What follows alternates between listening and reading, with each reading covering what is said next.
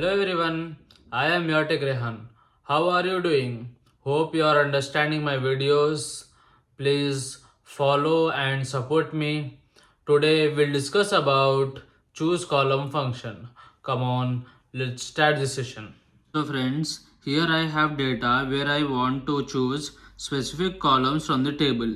For that we have a function choose columns equal to choose columns, open the bracket, select the array,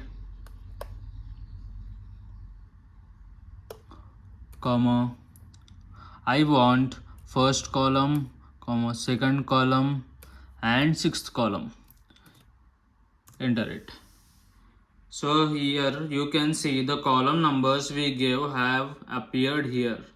This is how we can separate the columns from the data. Friends, you can choose as you want the column numbers. So this is today's class. Hope you understood guys. Please like, follow and subscribe my channel. We'll meet again with a new trick. Thank you.